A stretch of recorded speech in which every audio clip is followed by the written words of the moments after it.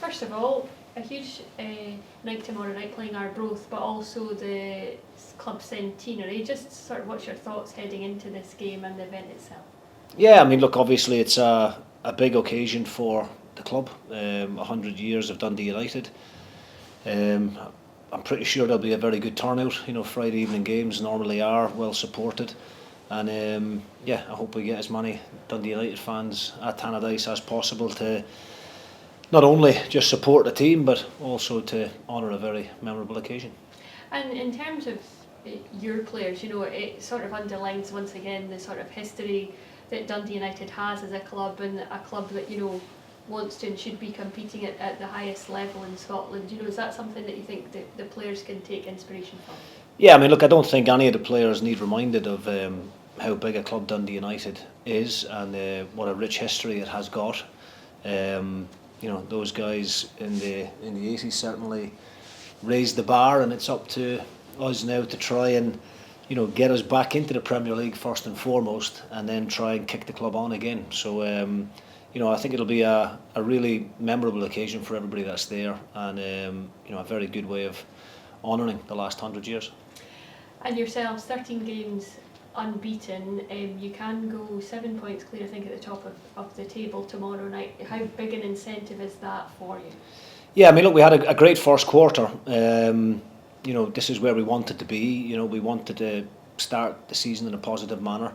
Obviously, it was this particular fixture first, you know, opening night, and we put in a really good performance. You know, some really good football, defended very well, and scored some fantastic goals as well on the evening. And we're hoping for a repeat performance of that. You know, it's as simple as that. The next 9 games are massive, and you know, we've obviously played everybody once now. So after you do that, then teams sometimes start to get a sense of what each other's going to do. You know what kind of systems and formations, and you've got a better idea of the personnel within teams. So, you know, Arbroath no doubt will have done their homework on us, and I've watched a few of our recent games back, and no doubt they'll be looking to make a bit of redemption from that first game. So we can't afford to be complacent. It's as simple as that. We have to make sure that we maintain the high standards that we've shown in the previous quarter, and make sure we start this second quarter in the same vein.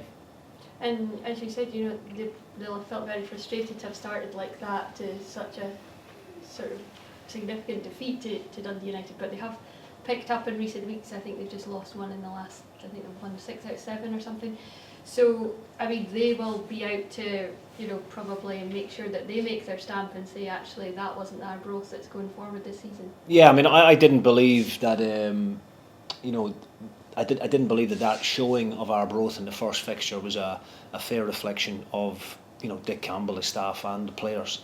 I think, you know, we performed really well on the night, and things didn't quite click for Arbroath, and sometimes you get games like that, but it hasn't surprised me the turnaround that they've had. You know, they've, in the next 7 league games, they went and won 4 of them and find themselves sitting comfortably mid-table at the moment.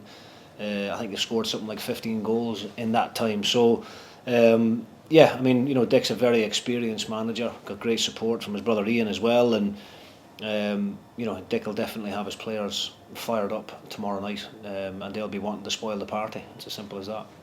And how pleased have you been with your own side in terms of last weekend as one example, with Holt scoring, you know, 3 goals, getting goals from defence and that sort of thing? How pleasing is it for you to see that, you know, the whole team is involved in these performances that you're putting in?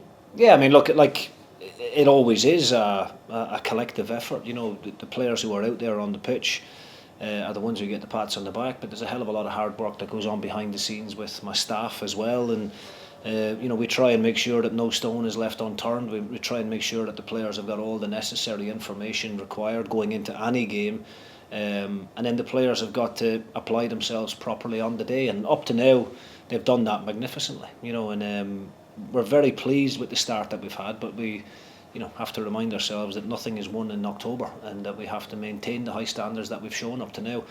Consistency is key in any league, and I think we've been very consistent in the previous 9 league games. Defensively been solid, you know, only conceding 4 goals in those 9 fixtures, and we're the highest goal scorers in the league as well with 22. So, we've got a lot to be happy with, but at the same time, we can't afford to take our eye off the ball now and assume that we're just going to go into games and win. We have to do things properly, maintain that level of professionalism that the boys have shown up to now. And the pleasing thing for me is that we haven't relied on any one individual. For the goals, it has been very much shared out among the group, and that's got to be the case from now to the end of the season if we're going to have the success that we want to have. And how's your team news going into the game? Yeah, we're in good shape actually. Declan Glass unfortunately missed the game on Saturday. Having been playing really, really well and really consistent, but I'm delighted to say that he'll be back in the squad for tomorrow night. And no injury concerns from the game on Saturday against Partick. The boys are fit and very excited for the fixture tomorrow night. Thank you. Thank you. You've come through the first quarter of the season completely undefeated, obviously, from there. You've spoken several times about the importance of the right recruitment in the summer, but from this point on, is this when the quality and the depth of your recruitment that you've managed to make becomes important when other teams perhaps don't have the same quality and depth as Dundee United? Listen, I think there are other teams out there who have got good strength and depth as well. Wraith Rovers are right on our coattails at the moment. Obviously, haven't played a game less than us, but we don't underestimate anyone, and I believe that we've done a good job in the summer in being able to bring in the quality of players that we have done. We've signed a lot of tried and tested players in this division. Grimshaw was Morton's best player last season. Docherty and Holt at Partick both had excellent seasons in the Championship. I think we've got a really good spine throughout the team. I think from goalkeeper right through to defence, midfield and into the forward line, I think we're very, very strong and solid. And the whole thing about recruitment in any organisation is to try and get the balance right and to try and have a good blend of experience with some good youth and different types of players where tactically you can make changes if required, whether that's before a game or during a game. And I think that's the thing that probably pleases me most, is that we haven't relied on any individual. We've went moments in the last 9 games without key players. Docherty's missed a few games in the league, Sybil's missed a couple, Louis Moult. So we've had to rotate the squad, and it's very pleasing to me that those players who do come in place of those key players, just keep the standards the way that they've been, and we don't ever look like a lesser team because of it. How pleasing is it for yourself when you see the effects of, for instance, last week when things just come together and it just all works for Dundee United? Look, sometimes scorelines don't give a fair reflection of games. The first 45 minutes there was very little between the two teams. I thought we probably just shaded it, but at the same time, at 1-0 going into the second half, the game is capable of going either way. If we get the next goal, then of course that kind of knocks the confidence a little bit more of Partick Thistle, if you like. But had they equalised, then that would have been a completely different mindset for the players to have to deal with. But we've looked really solid and organised out of possession, and we really do carry a very good threat going forward. We've got some good pace in the team, as I said. We've got some good experienced boys up there leading the line at the moment. Moult and Tony Watt are complementing each other at the moment, and we look like a decent team. But it's really important not to get carried away and not to listen to all the hype sometimes, and that's the message to the players. Be confident and be pleased with what you've done up to now, but don't allow standards to drop, because that's what's got us to where we are right now. Friday night under the floodlights at Tannadice, 100th anniversary, game being brought forward obviously a little there. How big an occasion is this for Dundee United tomorrow night? Well, I love Friday night fixtures anyway. I always did as a player, and I do as a manager as well. I think there's always a good atmosphere in the stadium. People leaving from work and maybe going, pub and getting a couple of pints before the game. I always think it generates a really good, positive atmosphere. And I'm just really hoping that we get a good turnout of Dundee United supporters. They've been excellent up to now.